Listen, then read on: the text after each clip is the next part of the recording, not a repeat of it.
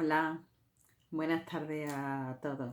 Soy María José Fluja, delegada territorial de la Asociación Española de Protocolo en Andalucía y trabajo como responsable de protocolo en ONCE Andalucía, Ceuta y Melilla. Me gustaría en primer lugar agradecer esta iniciativa de la AEP que creo que es muy útil y estoy segura que es un buen paso para que de alguna manera estemos todos más cerca. A veces es difícil promover encuentros y estas herramientas pues nos van a servir para resolver dudas, formarnos, para descubrir otros puntos de vista, etcétera. Bien, pues a raíz de la inquietud que nos produce a todos la adopción de nuevas medidas especiales para la celebración de eventos, una vez recuperemos la que se denomina nueva normalidad tras la pandemia, dado que nos veremos en la obligación de adoptar unas medidas de trato y de seguridad y quizás estemos algo más sensibilizados, pues he pensado compartir con vosotros algunos principios que aplicamos en protocolo accesible. Desde el principio quiero decirles que esto es algo que nos exige la legislación vigente, que existen un conjunto de derechos que nos impulsan a poner en marcha acciones a favor de la igualdad y que esto tendría que ser asumido por todos de manera natural y no cuestionar su implantación, pero la realidad es otra. Bueno, pues vamos a hablar de la organización de eventos que están gestionados bajo el paraguas de lo que podríamos denominar diseño para todos. Esto lo vamos a conseguir siguiendo unos pasos. En primer lugar, conocer de quién hablamos, saber e interiorizar una serie de pautas de trato y de acompañamiento. En segundo lugar, vamos a tratar de conocer e identificar las barreras de relación, de arquitectónica o de comunicación. Y luego vamos a evaluar las posibles soluciones y sobre todo evitar levantar otras.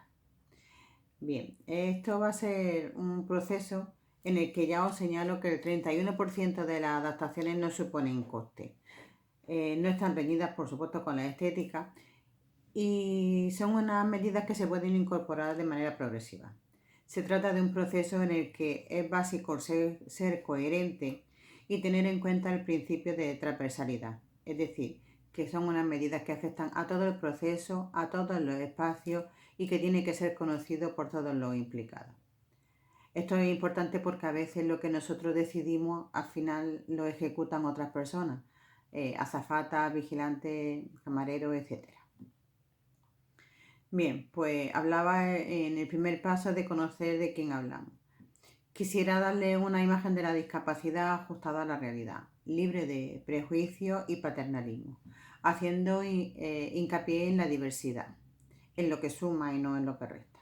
No vamos a hacer un estudio médico, pero sí es interesante conocer que podemos hacer tres grandes grupos. Uno serían las personas con discapacidad sensorial, que son las que tienen afectada alguno de los sentidos, la vista o el oído. Otros serían personas con discapacidad física, que son las que la deficiencia atañe a la movilidad o a la destreza. Y por último estarían las personas con discapacidad psíquica, que son aquellas que tienen alteraciones en el ritmo o en el grado de desarrollo de las funciones intelectuales. Cada persona, cada individuo presenta una patología diferente, distintos grados o pueden estar afectadas por distintas variables. Pero bueno, eso como todos somos diferentes y todos somos especiales. Dicho esto, vamos a comentar una serie de pautas de trato. Unas que son generalizadas, bueno, no vamos a hablar de todas, vamos a comentar algunas.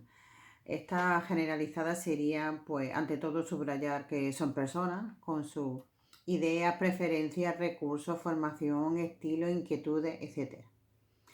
Luego, tendríamos que rechazar todas las ideas preconcebidas y evitar la sobreprotección. Además, no tenemos que prejuzgar sus capacidades, tratarles con normalidad, con sentido del humor. Podemos ofrecer ayuda, pero no imponer nuestro criterio. Y además tenemos que dirigirnos directamente a la persona con discapacidad. No tenemos que recurrir a las personas que le acompañan o al intérprete. Luego hay otras medidas que se aplicarán según el tipo de discapacidad que presenten. Por ejemplo, al hablar con personas con discapacidad visual, pues evitaremos términos indefinidos o aproximativos como allí, ahí. Es mejor utilizar expresiones como a su derecha, de frente. Desde luego nos presentaremos y no jugaremos a la adivinanza, no colocaremos obstáculos en la línea de desplazamiento porque pueden resultar peligrosos si no se detectan con el bastón. Con personas con discapacidad auditiva, pues les miraremos a la cara cuando hablan, por si leen, son capaces de leer los labios. Desde luego sin obstáculos como bolígrafos, cigarrillos, chicles, etcétera. Utilizaremos frases cortas, hablaremos a un ritmo medio, etcétera. A las personas con discapacidad física, pues le evitaremos grandes desplazamientos, les facilitaremos el alcance del elemento, etcétera. Luego hay una serie de técnicas de acompañamiento que deberíamos conocer, que son un conjunto de señales corporales ayudadas por indicaciones verbales que permiten que la persona con discapacidad se desplace con seguridad si nosotros le ayudamos. En este sentido, tengo que subrayar que es la persona con discapacidad la que se agarra a nuestro brazo y no es al contrario. Y que si acompañamos a una persona que va en silla de ruedas, pues no debemos hacer un gesto brusco sin avisarle, no podemos dar un ritmo demasiado rápido, etc.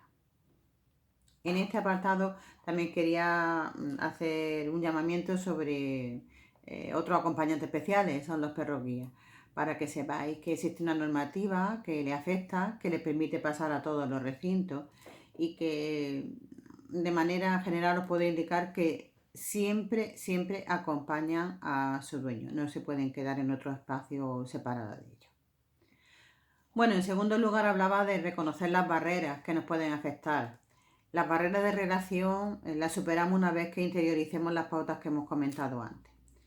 Las barreras arquitectónicas serán aquellas que nos encontramos al valorar el espacio.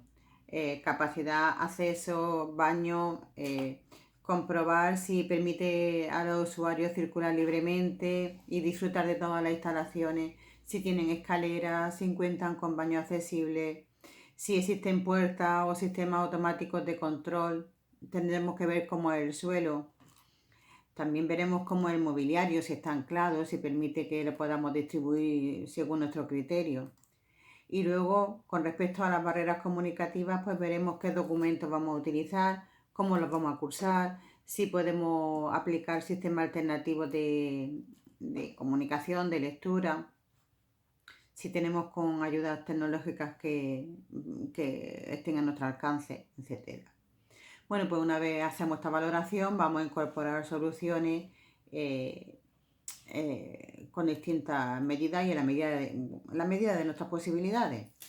Pues si hay escaleras, lo ideal sería que pudiéramos instalar una rampa cuya pendiente no sea excesiva. Y a tal efecto hay guías y tablas y sistemas que podemos alquilar y que podemos tener a nuestra disposición. Podemos buscar accesos alternativos si las puertas no tienen el ancho suficiente, que tiene que ser como de unos 80 centímetros.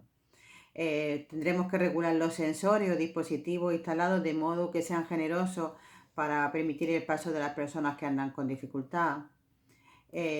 Cuidaremos que las barras o los mostradores de atención tengan diferentes zonas, una más rebajada, que permita el disfrute cómodo por parte de usuarios de silla de ruedas o personas de talla baja. Reservaremos espacios, si es posible, próximos a nuestro recinto para personas con discapacidad, plazas de aparcamiento me refiero. Cuidaremos que el pavimento sea uniforme y antideslizante, pegaremos bien al suelo los felpudos o las alfombras, colocaremos señales para advertir de elementos voladizos que sean inferiores a 2 metros. Cuidaremos la instalación de altavoces distribuidos por distintos puntos de la sala, etc. Todas estas indicaciones ya decía que han de ser consideradas en todas las dependencias que comprenda el desarrollo de nuestro acto. En cuanto al mobiliario, pues por ejemplo tenemos que tener en cuenta que las mesas con una pata central son las mejores para un banquete, mejores que las que tienen caballetes o sujeciones laterales, pero sin embargo no son las adecuadas para un punto de información. Que las personas en las que se ubiquen usuarios de sillas de ruedas tienen que tener una altura desde el sobre hasta el suelo de unos 75 centímetros. Si no lo tuviera, pues tendríamos que calzarla. Las mesas redondas facilitan la comunicación de personas con discapacidad auditiva. Las sillas con respaldo y reposabrazos facilitan el esfuerzo de incorporarse o de sentarse. Las sillas que tienen ruedas son más inseguras o más inestables. Tenemos que cuidar la distribución del mobiliario y dejar que los espacios de paso tengan un mínimo de 120 centímetros, etc. Luego también tendremos que reservar espacios. Por ejemplo, es preferible, siempre que no afecten a las precedencias, pues ubicar a usuarios de sillas de ruedas o a las personas que vayan acompañados de perros guías, pues en puestos próximos al pasillo o con mayor amplitud.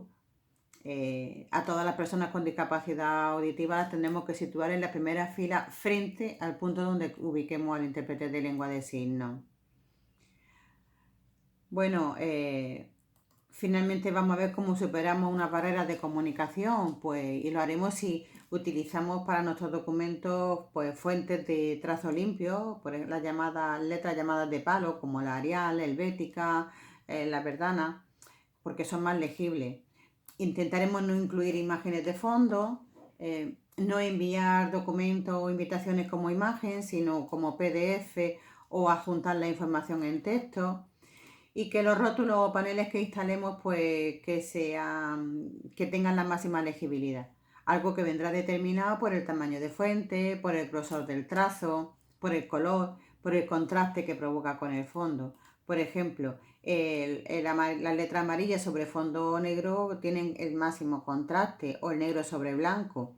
Sin embargo, no lo tiene el amarillo sobre blanco o el verde sobre naranja. Esto depende de nuestra elección muchas veces. Y desde luego vamos a ayudarnos de todas las posibilidades que nos ofrece la tecnología. Los códigos QR, las apps, los smartphones, hacen que toda la documentación pueda llegar a las personas con total facilidad, ¿no?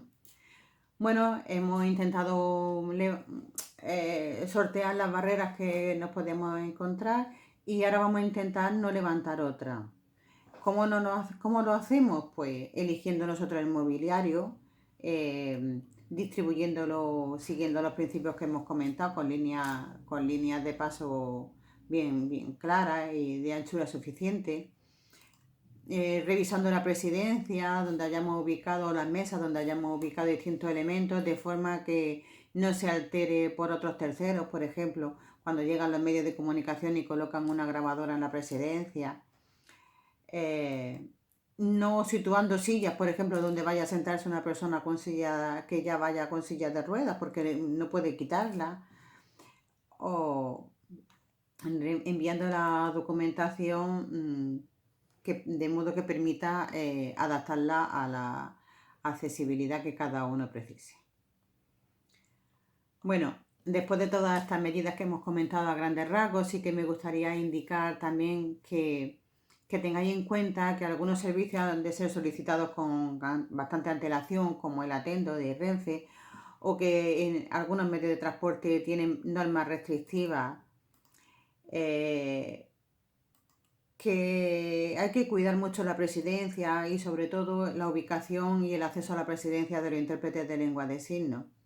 Y que hay recursos genéricos que nos ayudan muchísimo, como son las cintas rugosas o las cintas de colores, que nos van a dar muchas soluciones y son algo que podemos llevar siempre y podemos colocar fácilmente.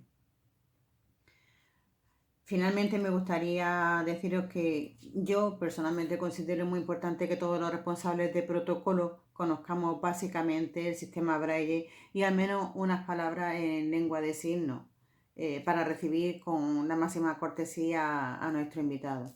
Buenos días, adiós, gracias, es algo que podemos conocer fácilmente.